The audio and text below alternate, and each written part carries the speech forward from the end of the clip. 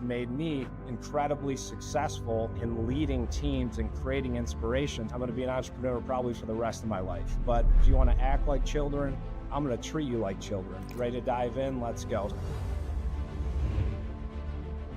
Hey everybody, I'd like to welcome you back to another episode of the Brick of the Week. So if you've missed any of our previous episodes, you can find them in my profile. And I am super excited to jump into today's episode because it's all about the difference between motivation, which is happening right now. You're watching me, you're listening, you can even feel the energy, versus inspiration. And both serve their parts in leadership, but there's definitely a difference when to use motivation, when to use inspiration. I'm going to talk to you about those two differences today. So if you're fired up to be here, just drop a quick comment in the chat below.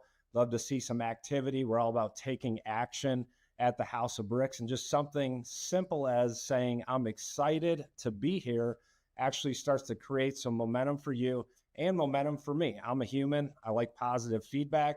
I like momentum. So ready to dive in? Let's go. So first, we're going to talk about motivation. So as you know, I've been an entrepreneur for a long time. I'm almost tired of saying it. I'm going to be an entrepreneur probably for the rest of my life. But when I was early on as a leader, I used motivation, both positive motivation and negative motivation. I'm going to start with a story in my first business. So I was 21, making over $1 million.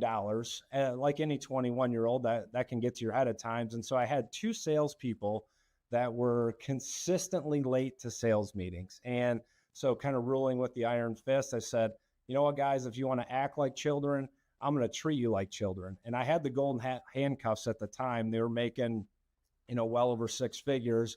And this was their first sales job. So I sent them out into the hall and I made them sit and face the wall. Okay. So that's an example of negative motivation, but it fired them up in a way like, hey, I don't want to be treated like that.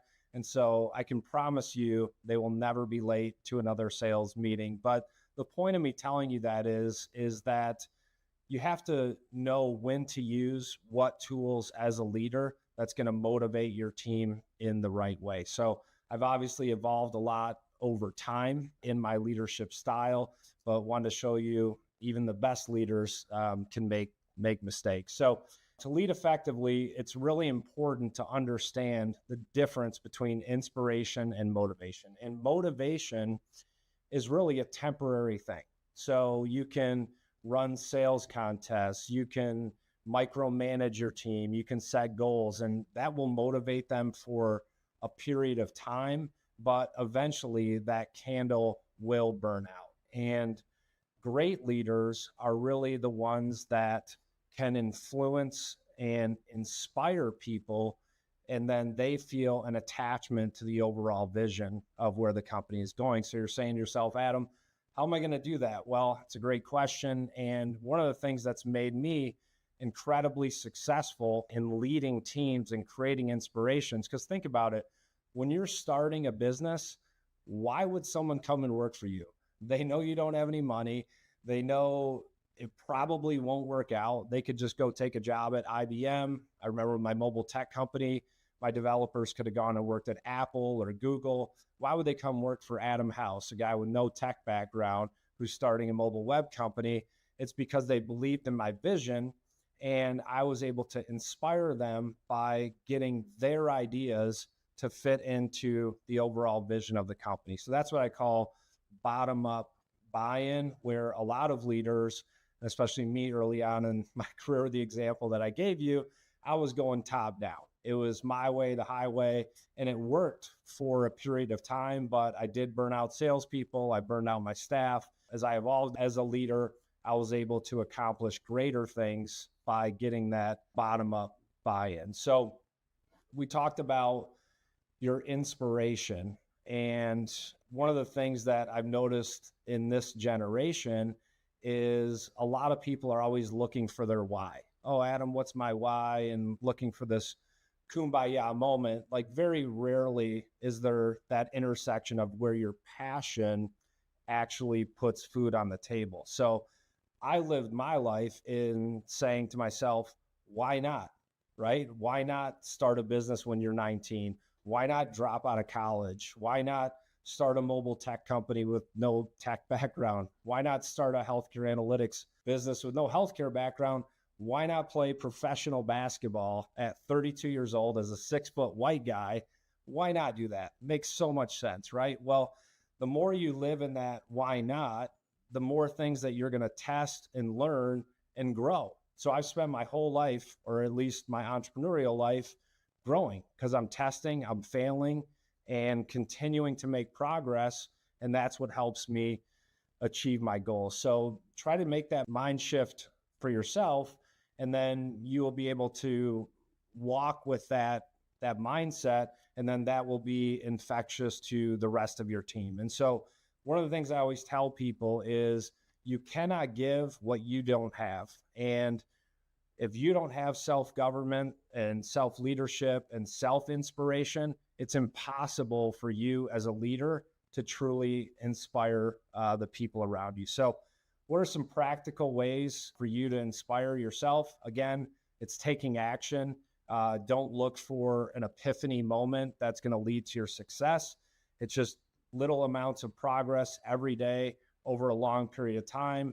That will give you the feedback that you need to achieve your goals. So breaking it up into small milestones that are achievable. One of the things that I was going to talk to you about today is you think about even when you go to the gym, right? How often are you going? Why do you go to the gym? And there's a big push of people talking about ice baths and saunas. Well, I can promise you, I never sat in an ice bath and I still made millions of dollars. And all these people that are telling you to do this, they were broke. They didn't have time to go do ice baths and saunas and all that. So they've developed these routines over time. So don't spend all of your time focused on what your morning routine is to create inspiration.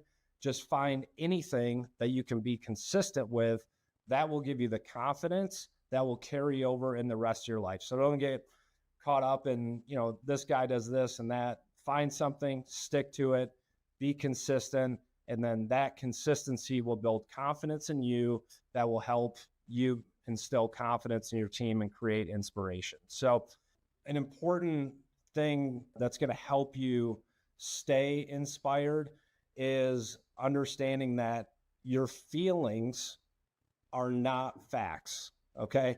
And now I'm telling you this, it applies in business only, because I did say this once to my wife, and I promise you, if you say that, get ready to duck. Okay. Because in a marriage and relationships, their feelings are facts, and they truly believe that. But in business and how I govern my life, you cannot be tossed to and fro in the up and down and only do things when you want to do them.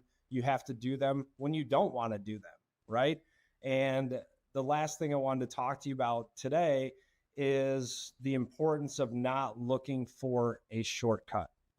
Everyone is looking for a hack. I'm new on social media or just kind of getting back on it.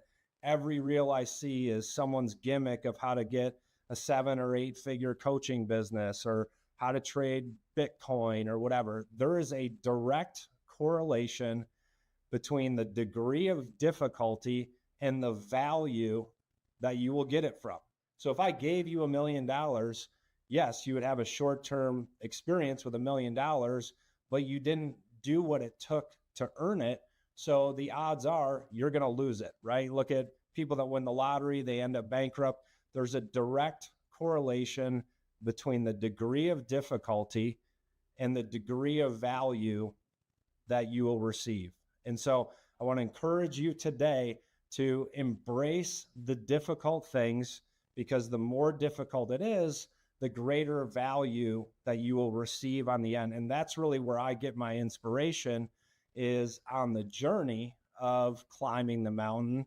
In fact, scientifically, you release more endorphins climbing the mountain than you do when you reach the top. It's the same thing in business. So be inspired and know when to use motivation. Again, in short bursts, run a sales contest, get your team pumped up, absolutely works. But where you get long-term sustainable change is through inspiration. Start with yourself, keep your commitments, be inspired by the challenge. And the last thing I'm going to ask you, first of all, is have a happy holidays. And secondly, if you enjoyed this episode, I'd ask that you please share it with your network. I'm putting a lot of work in here, and I'm inspired by seeing the change in you personally. Those of you that direct message me, people that subscribe to my newsletter, that really motivates and inspires me to continue doing what I'm doing. So thank you for watching this episode of the Brick of the Week, and I'm looking forward to seeing you next week. Keep building.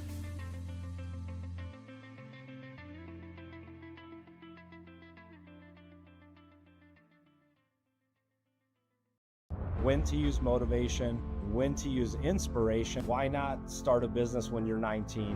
One of the things that's made me incredibly successful in leading teams and creating inspiration, I'm going to be an entrepreneur probably for the rest of my life. But if you want to act like children, I'm going to treat you like children. Ready to dive in? Let's go.